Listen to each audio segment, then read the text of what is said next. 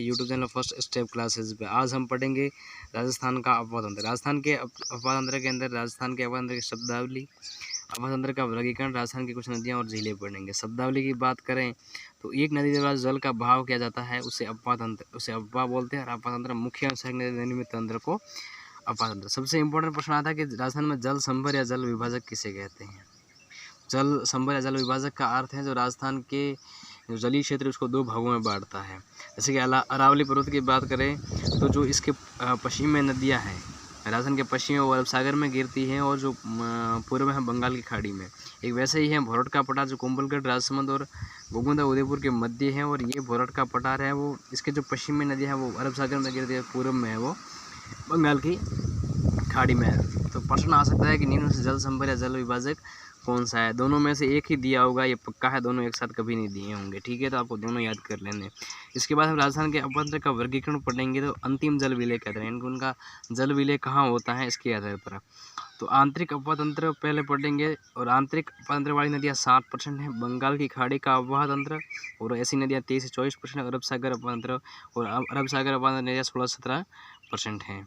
इसके बाद हम धरातल के आधार पर यानी कि भौतिक प्रदेशों के आधार पर तो मैदानी अपवाद तंत्र की बात करें तो ऐसी नदियाँ 23% और पहाड़ी अपवाद तंत्र 17% नदियाँ। ढाल के अनुसार कुछ नदियाँ होती है, ढाल के अनुसार होती है, कुछ विपरीत। यानी कि जैसे कि राजस्थान का ढाल है उत्तर पूर्व से दक्षिणी पश्चिम, तो कुछ नदियाँ ऐसी जो विपरीत बहती है। जैसे कि एक काटली नदी आती है तो सीकर से निकलती है और झुंझुनू होते हुए ऊपर चूरू में जाकर विलुप्त होती है।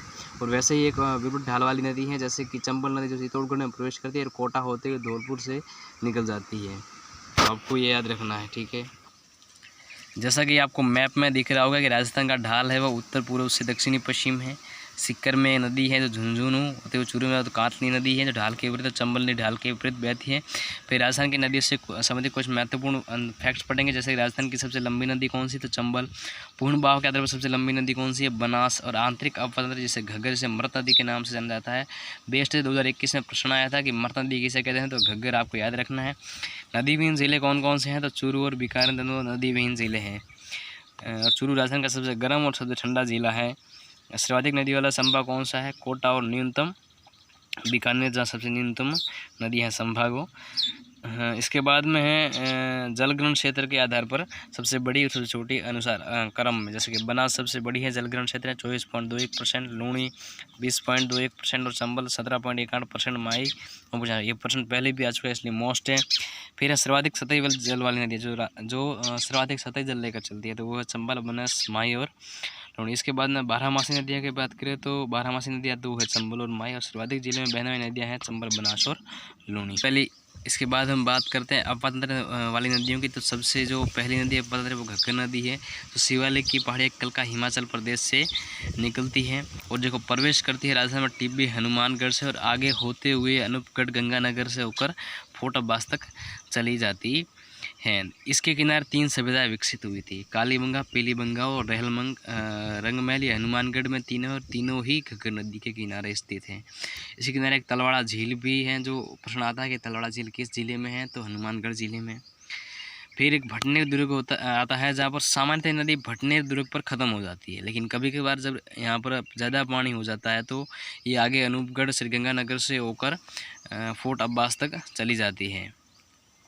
इसके बाद जैसे भटनेर दुर्ग से कुछ संबंधित है, जैसे कि सबसे प्राचीन दुर्ग है, उत्तरी सीमा का प्रहरी कहा जाता है और सर्वाधिक आक्रमण भी इसी दुर्ग पर हुए हैं। इसके बाद आंतरिक अपवाद तंत्र की नदियों से संबंधित कुछ फैक्ट्स हैं। जैसे कि सबसे लंबी आंतरिक अपवाद तंत्र वो घग्गर है। और पूर्ण बहाव वाली सबसे लंबी नदी कौन सी है, तो कातली है। और छोटी नदी है काकने अपवाद तंत्र की। इसके बाद घग्गर नदी संबंधित ये आपको नोट है वो लिख देने हैं। तो घग्गर नदी का उद्गम है शिवालिक की पहाड़ियाँ कलका हिमाचल प्रदेश, प्रवेश राजस्थान में टिब्बी में करती हैं। बहाव क्षेत्र हनुमानगढ़ श्रीगंगानगर है। विलुप्त सामान्यतः भटनेर दुर्ग में होती है, लेकिन राजस्थान में जब बाढ़ जैसे कि वहाँ पर बाढ़ आती है तो अनूपगढ़ श्री गंगानगर होते हुए फोर्ट अब्बास तक चली जाती है। इसके उपनाम है हनुमानगढ़ में सिद्धेश्वती और नट नदी कहा जाता है, गंगानगर में मृत नदी कहा जाता है और पाकिस्तान में हकरा कहा जाता है। और सिंधु घाटी सभ्यता जो प्रोजेक्ट है वो भी यहीं लगाया गया था और सिंधु घाटी समेत सरस्वती नदी के नाम से जाना तलवाड़ा से संबंधित कुछ जो तलवाड़ा आता है वो इसी घग्गर नदी के किनारे आता है। तो इससे संबंधित कुछ फैक्ट्स जैसे कि IGNP और घग्गर एक दूसरे को काटती हैं तो तलवाड़ा में काटती है। सर्वाधिक शैम की समस्या यानी कि पानी ऊपर आ जाता है और ज़मीन पूरी दलदल हो जाती है। सर्वाधिक राजस्थान शैम की समस्या कहाँ है? तलवाड़ा में। और राज्य का दूसरा प्रक्षेपण यहीं स्थापित किया गया है। इसके बाद में दूसरी नदी है कातली या काटली नदी, जो मैंने आपको पहले ही बताया कि ढाल के विपरीत बहती है। तो रावटी नदी भी इसे कहा जाता है। ये आंतरिक अपातंत्र पूर्ण बहाव के आधार पर सबसे लंबी नदी है। ये खंडेला की पहाड़ियाँ सीकर से निकलती है और झुंझुनू जाते हुए चूरू की सीमा पर ख़त्म हो जाती है। और रॉयल क्षेत्र यूरेनियम उत्पादन का क्षेत्र भी यहीं पर है। फिर है इस नदी किनारे सभ्यता गणेश्वर सभ्यता विकसित हुई थी, जिसे ताम्रयुगीन सभ्यता की जननी कहा जाता है। और ये विपरीत प्रवाह वाली नदी है, आपको मैंने पहले बता दिया, क्योंकि ऊपर से नीचे से ऊपर की ओर जाती है। इसके बाद में उद्गम है खंडेला की पहाड़ियाँ और बहाव के ज़िले हैं झुंझुनू सीकर और चूरू की सीमा पर ख़त्म हो जाती है। इसके बाद में आती है सांभर झील में गिरने वाली नदियाँ, क्योंकि सांभर झील में जो गिरेगी वो आंतरिक अप्पा तंत्र के अंदर आएगी। तो सांभर झील में गिरने वाली मुख्य नदियाँ हैं वो है मेंथा नदी, जो मनोहरपुरा की पहाड़ियाँ जयपुर से निकलती है। और सांभर में सर्वाधिक लवणता लाने वाली कौन सी नदी है? मेंथा नदी। इसके बाद दूसरी खारी व खंडेला, और एक रूपनगढ़ नदी है जो किशनगढ़ की पहाड़ियाँ अलग अजमेर से निकलती है और सांभर झील में गिरती है।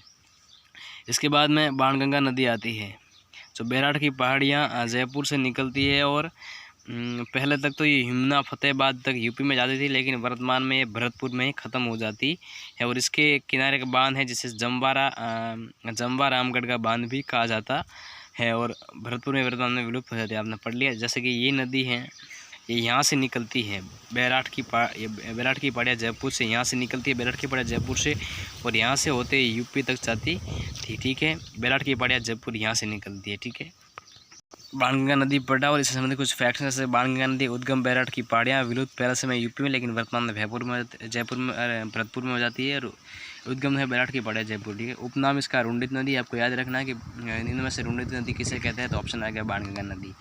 फिर एक साबी नदी, जिसे साहिबा नदी के नाम से जाना जाता है। ये उद्गम है इसकी सेवर की पहाड़ियाँ जयपुर नजफगढ़ में विलुप्त होती है। और सर्वाधिक बहाव क्षेत्र अलवर में है। शेवर की पहाड़ियाँ जयपुर से निकलती है, इसका जोधपुर की सभ्यता है और नजफगढ़ में विलुप्त हो जाती है। इसके बाद में रूपारेल नदी आ जाए। उदयनाथ की पहाड़ियाँ अलवर से निकलती हैं और अलवर से भरतपुर होते जाते हुए मोती झील में विलुप्त हो जाती है। उद्गम उदयनाथ की पहाड़ियाँ अलवर, उपनाम बराह नदी और लसवारी सभ्यता, नौह सभ्यता इसके किनारे है और सीकरी बांध भी इसके किनारे है। धन्यवाद दोस्तों, वीडियो यहीं पूरा होता है। अगला बंगाल की खाड़ी और जो अरब सागर में गिरने वाली नदी से संबंधित होगा। दूसरा वीडियो हम जल्द ही बनाएंगे। धन्यवाद दोस्तों, इस चैनल को सब्सक्राइब करें और ऐसी वीडियो आते रहेंगे।